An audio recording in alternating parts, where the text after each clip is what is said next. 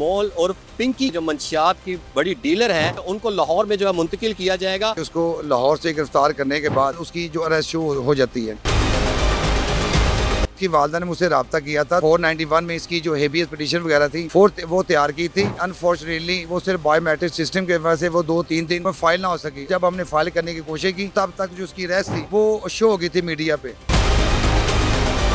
पंजाब जो law system है और जो कराची का सिस्टम है उसमें बहुत डिफरेंस है। सबसे पहले जब ये केसेस जाएंगे ट्रायल कोर्ट में, चीजें सारी की सारी कंसीडर की जाएंगी उधर। अगर तो ये केस मेरिट पे होते हैं तो फिर तो वो बरी होगी।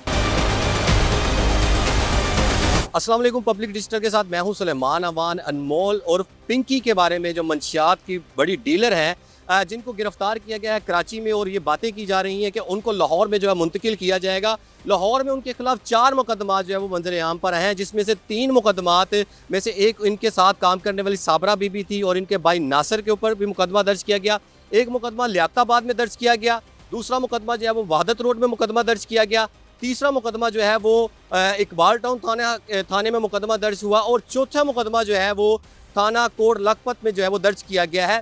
थाना कोट लखपत के मुकदमे में जो है उनको बताया ही जा रहा है 2022 में मुकदमा दर्ज किया गया था, उसमें जो है वो अनमोल पिंकी की जो है गिरफ्तारी डाली जाएगी लाहौर में जब उनको मुंतकिल किया जाएगा। मेरे साथ इस वक्त जो है वो ड्रग केसेस के एक्सपर्ट जो है वो राना इरफान साहब मौजूद हैं। हम इनसे बात करते हैं इनमें से जो मुतअद्दिद मुकदमात हैं पिंकी के और उनके जो भाई नासिर के हैं, उनमें इन्होंने ही उनको जो है वो बेल करवाई थी और अदालतों से रिलीफ दिलवाया था।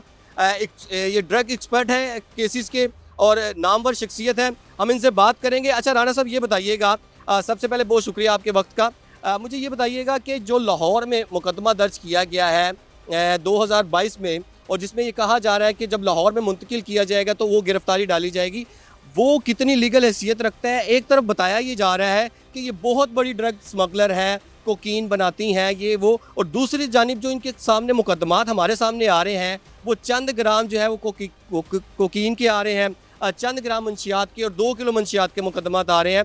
2 किलो मंशियात में भी आपने उनको बरी करवाया था। मुझे सबसे पहले ये बता दीजिए कि अगर लाहौर में उनको मुंतकिल किया जाता है और थाना कोट लखपत वाले मुकदमे में उनको कितनी सज़ा हो सकती है? एक तरफ तो मीडिया ये बात बता रहा है कि उसको 1 और 2 मई को लाहौर से गिरफ्तार किया गया, और मैटर भी यूँ ही है कि उसको लाहौर से गिरफ्तार करने के बाद 5-6 दिन बाद जब उसको अदारों वालों ने उसको जो कन्फाइनमेंट में रखा है जी, आफ्टर डैट फिर हमने उसमें एक हाई कोर्ट में पिटीशन फाइल करने की भी कोशिश की, लेकिन उसके बाद जब पिटीशन हम तैयार कर रहे थे तो उसके बाद उसकी जो अरेस्ट हो जाती है। क्योंकि ये मैं बात ऐड कर लूँ, यानी कि इस केस में भी आप इनके लॉयर हैं?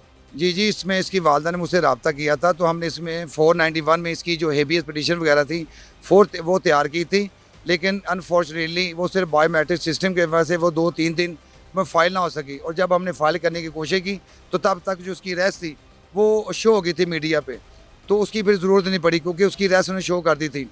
और सेकेंडली बात ये है कि 2020 में जो इसके भाई के खिलाफ FIR, नासिर के खिलाफ FIR होती है, और वो 2020 में आफ्टर ट्रायल वो बरी होता है। और बरी भी जो होता है वो जो उसमें फ्लॉज होते हैं, जो कानूनी फ्लॉज होते हैं, FIR तो ये दे देते हैं पुलिस वाले, लेकिन जो प्रोसिक्यूशन होती है वो जो फ्लॉज होते हैं वो उनको पूरे तरीके से फिल नहीं कर सकते, जिस बेस पे ट्रायल कोर्ट ने आफ्टर एविडेंस उसको बरी कर दिया। और जो 2022 वाला केस है जिसमें ये न्यूज़ पे चल रही है कि वो गाड़ी से उसने टक्कर मारी जो ऑफिशियल थे, और उसके बाद वो मौके से फ्लड वे होगी, और उसके भाई के खिलाफ 1500 समथिंग चरस थी, कोकीन थी, हीरोइन थी, वो उस पर FIR हो जाती है। जब हम उसको ट्रायल में लेके जाते हैं तो जो लैकुनस होते हैं वो फिल नहीं कर सकती, जो प्रोसिक्यूशन है वो जो लीगल लैकुनस थी वो फिल नहीं कर सकी, जिस पेस पे वो बरी हो गया। कोर्ट ने आफ्टर ट्रायल उसको सारी एविडेंस देखने के बाद उसको बरी करार दे दिया गया।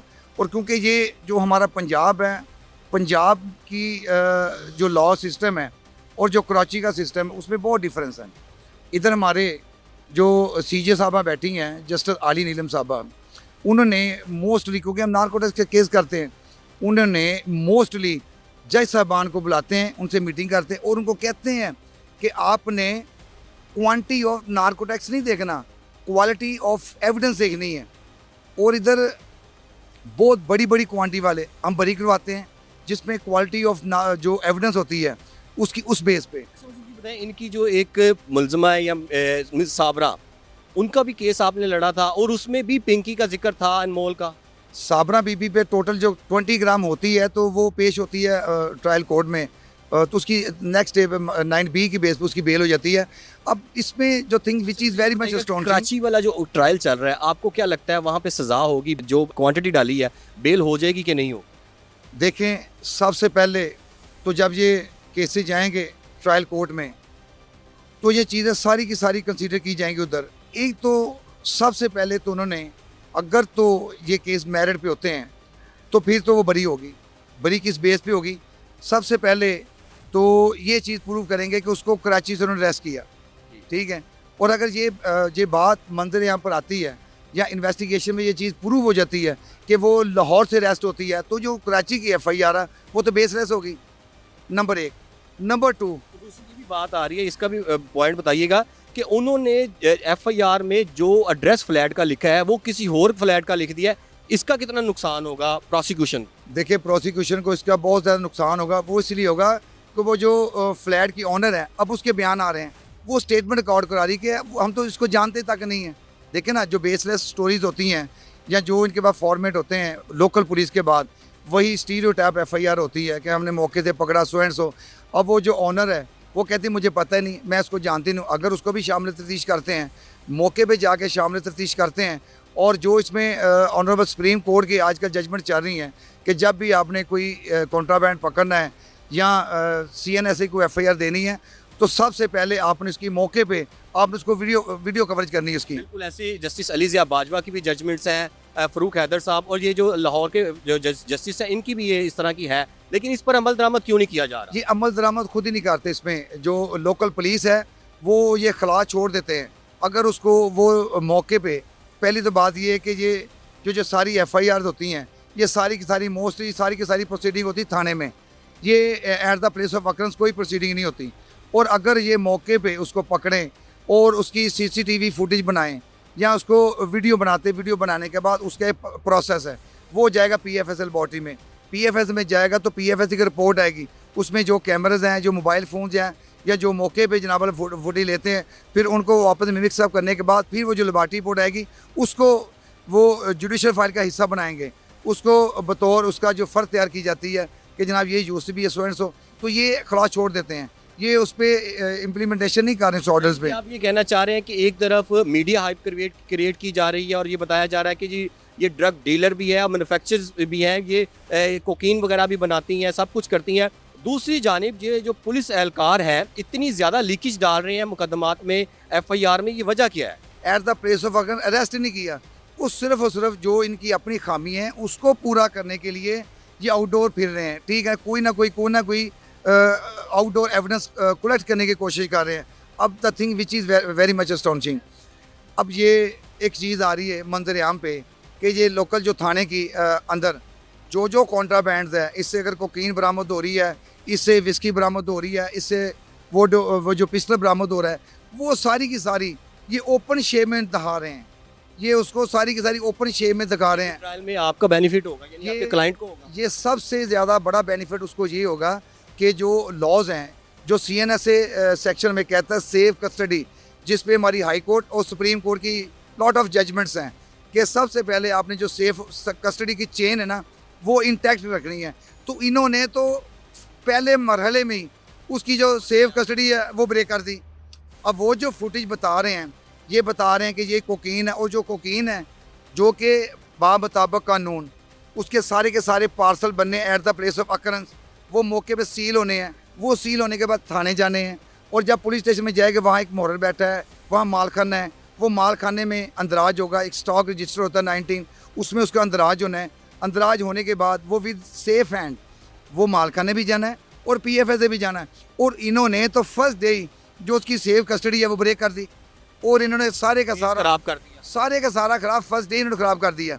अब उस लकूने को ये मुकम्मल करने के लिए उस पर 10 FIR डालें या 20 डालें, ठीक है ना, वो जो लकूना है वो फिल ही नहीं हो सकता। वो जब ट्रायल कोर्ट में जानी है और ट्रायल कोर्ट में ये जो फुटेज बाहर आनी है, पहले सवाल पे उन्होंने कहना जनाब ये देखें क्या आपने ये जो माल मुकदमा है ये आपने वीडियोस के सामने या आपने न्यूज़ चैनल के सामने आपने दिखाया? उन्होंने कहना यस दिखाया, तो केस भरी। बड़ी खबर दे रहे हैं आप कि ये वहाँ से बरी हो जाएंगी। अच्छा, दूसरा ये बताइएगा कि लाहौर में जो उनको मुकदमे में नामजद करते हैं उसमें उनको क्या सज़ा हो? उसमें सजा हो ही नहीं सकती। वो इसलिए नहीं हो सकती कि जो CNS हमारा एक्ट बताता है कि जिस बंदे से या जिस मुलजमा से फिजिकली तौर पर कोई कॉन्ट्राबैंड रिकवर्ड होना है उस पर 9C लगनी है, नंबर 1। और नंबर 2, जो फैसिलिटेट है, जो सहूलतकार है, उसका सेक्शन 15 है, उस पर 15 सेक्शन लगेगा। और जब इन्होंने 15 सेक्शन में उसका चार्ज नहीं बनाया और वो कहते हैं कि जनाब हमें मुलजम के कहने पे, जब मुलजम के बयान पे मुलजम ने हमें ये बताया कि ये जो कॉन्ट्राबैंड है ये मेरी बहन की है। अब जो स्टेटमेंट ऑफ को अक्यूज है, कानून के मुताबिक मुलजम के तो बयान की हैसियत ही कोई हैसियत को नहीं। अब कानून कहता है द स्टेटमेंट ऑफ को accused is not admissible in law, ठीक है। अब वो अगर तो उस बंदे का ये 161 का बयान कराते मुलजमा का जो को अक्यूज था कि जनाब उसका 161 का बयान होता है, ठीक है, या सेक्शन 15 उस पर ऐड करते और 15 सेक्शन में उसका वो चार्ज, उसका चलान बना के कोर्ट में भेजते, उसको तब वो एब्सकॉन्डर करते।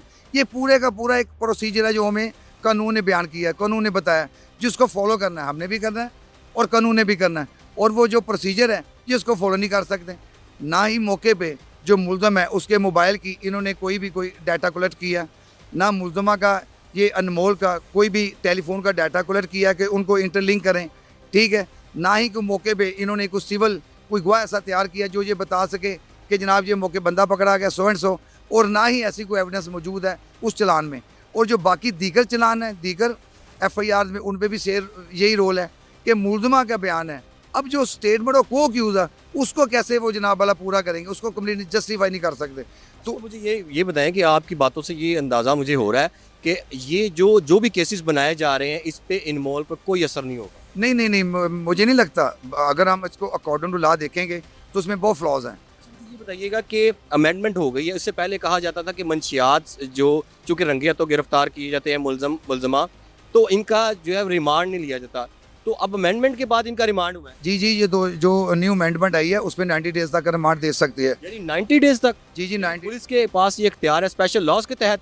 ये CNF का है? ये CNF का जी, CNF के तहत जो FIRs है वो पंजाब पुलिस दे रही है, तो CNF के लॉज में तो अमेंडमेंट हुई है 90 डेज के। पंजाब पुलिस के पास कितना इख्तियार है जिस्मानी रिमांड? जी वो जो अमेंडमेंट है वो तो ऑल ओवर होती है ना, वो ऑल ओवर ये तो नहीं है कि सिंध पुलिस का अलहदा कानून है, पंजाब पुलिस का अलहदा कानून है, वो तो ऑल ओवर है। वो आफ्टर जो नई अमेंडमेंट आई उसके तहत वो दे जो जुडिशल मजिस्ट्रेट होते हैं, जब वो देखते हैं कि भाई एविडेंस अपना इनके पास 24 आवर्स से, इन्होंने 24 आवर्स ने जो प्रोसिक्यूशन है उन्होंने क्या क्या प्रोसीडिंग की। जब मौके पे मुलजमा का बयान हो गया, जब उससे मुलजमन से जो भी कॉन्ट्राबैंड मौके से रिकवर होगी, फर्दर उसको रिक्वायर नहीं है। अगर तो कोई एविडेंस में अपना इन्वेस्टिगेशन में ये चीज़ आए कि हमें ये किस मकसद के लिए रिक्वायर है, तो तब तो मजिस्ट्रेट साहबान उनको रिमांड पे देते हैं। और जब वो खुद ही कहते हैं जनाब हर चीज़ तो मुकम्मल है कि सारी की सारी इन्वेस्टिगेशन कम्प्लीटेड है, तो हमें फर्दर वो रिक्वायर नहीं है। मैं आपसे एक सवाल करूंगा लीगल, ये है कि जब किसी मुलजम को गिरफ्तार कर लिया जाता है उसके बाद उस पर तशद्दुद करके जो भी चीज़ मनवाई जाती है वो लाहौर हाई कोर्ट में ये है कि वो जस्टिफाई नहीं है क्योंकि आपके पास कस्टडी में था और आपने उसको प्रेशराइज करके ये। अब मेरा ये सवाल है कि अगर उनका रिमांड दिया जाता है और उसी रिमांड के दौरान अगर वो कहती हैं कि मेरे पास ये चीज़ें हैं, रिकवरी होती है, उसकी क्या हैसियत है? दौराने जुडिशल कस्टडी, ठीक है ना, कोई भी मुलजम का बयान है या कोई भी स्टेटमेंट ऐसी जो दौराने जुडिशल कस्टडी होती है तो पुलिस के पास, सॉरी जुडिशल कस्टडी में तो वो चली जाएगी जेल, जो पुलिस के पास होती है उसका रिमांड फिजिकल रिमांड पे तो कोई उसकी इम्पोर्टेंस कोई नहीं है, ठीक है ना। तो रिमांड का मकसद क्या है? ये रिमांड का मकसद है एविडेंस कलेक्ट करना। अब एविडेंस कलेक्ट करने की बाबत हो रही है क्योंकि जो इन्वेस्टिगेशन है उसका आईओ का मकसद है कि एविडेंस कलेक्ट करना। एविडेंस कलेक्ट करने के बाद 4 कॉर्नर से सारी की सारी हर चीज़ के मुलजम, जो चीज़ मुलजम को फेवर दे रही है तफ्तीशी ने वो भी कलेक्ट करनी है। जो मुलजम के खिलाफ है जैसे कि प्रोसिक्यूशन की स्टोरी है वो भी उन्होंने कलेक्ट करनी है। वो सारी की सारी एविडेंस कलेक्ट करने के बाद तब उसको जुडिशल में उन्होंने भेजना है। अब यहाँ हो क्या रहा है, यहाँ हो ये रहा है कि जो भी एविडेंस जो प्रोसिक्यूशन के पास है वो तो सवा मिसल पे आ रही है। अब जो मुलजमा दे रही है या वो सवा मिसल पे कोई नहीं आ रही। अब मुलजम कहता है जनाब वाला कि ये ना मेरा फ़ोन है, इसका जो डाटा है वो कलेक्ट करें मौके पे, क्या वो जो उसका फुटेज है वो कलेक्ट करें, कोई नहीं। ऐसी कोई चीज़ जो कि इन फेवर ऑफ अक्यूज है वो सवा मिसल पे कोई नहीं आ रही। अच्छा, यानी कि आप ये जो कहना चाह रहे हैं जो मुकदमात में उनको नामजद किया जा रहा है उनको सजाएं नहीं होगी और बड़ी हो जाएंगी बाइज्जत तरीके देखें लेक ऑफ एविडेंस होगी तो ये तो ट्रायल कोर्ट देखेगी ना कि इसके खिलाफ एविडेंस क्या है। अब जो कोर्ट्स का मैटर है, कोर्ट्स में ये नहीं देखा जाता कि ये अनमोल है या इसमें ये कितनी बड़ी स्टार है या इस पर क्वांटिटी कितनी है। कोर्ट ने ये नहीं देखना, कोर्ट ने ये देखना कि क्वालिटी ऑफ एविडेंस क्या है, कि इसके खिलाफ जो प्रोसिक्यूशन ने केस तैयार किया है वो क्या है, क्या इनकी जो चेन्स हैं क्या वो इंटैक्ट करती हैं, क्या जो प्रोसिक्यूशन ने केस तैयार किया है या जिस तरह वो बयान कर रहे हैं वो जो रजिस्टर्स बने हुए हैं, जो डॉक्यूमेंट्री एविडेंस है वो, और जो हमारे पास एविडेंस होती है जो प्रोसिक्यूशन की एविडेंस है, अगर तो वो इंटरलिंक करती है तो तब कोर्ट ने सजा देनी। अदरवाइज जब कोर्ट देखती है कि इसमें एक भी नट, अब हमारे जो लॉज हैं, जो supreme court, honourable supreme court, वो कहते हैं कि ओनली वन डंट जो है वो अक्विटल के लिए एक ही डंट काफ़ी है, वो उसमें मोर ऑफ नहीं चाहिए, ज़्यादा नहीं चाहिए डंट, ओनली वन डंट। तो इसमें तो फिर डंटों की बाहर आ जाती है ना भाई। शुरू से लेके एंड तक देखें, इसमें 100 फ्लॉज हैं। इसकी टाइम टू रेस्ट है, इसकी प्लेस ऑफ वकरेंस है, इसका टाइम टू माल खाना है, उसमें काफ़ी सारी ऐसी चीज़ें हैं। अब जब तक ये सारी चीज़ें ये एक दूसरे को कनेक्ट नहीं करते तब तक उसको सजा हो नहीं सकती। आज मेरे साथ इस वक्त राना इरफान साहब मौजूद थे, अनमोल और पिंकी के लॉयर, और इन्होंने ये बताया है कि ये अब तक जो केस बनाए जा रहे हैं उसमें बहुत ज़्यादा लीकेजेस हैं और अगर इसी तरह ट्रायल चलेगा तो उनको किसी भी जो केस है उसमें सज़ा नहीं हो सकेगी।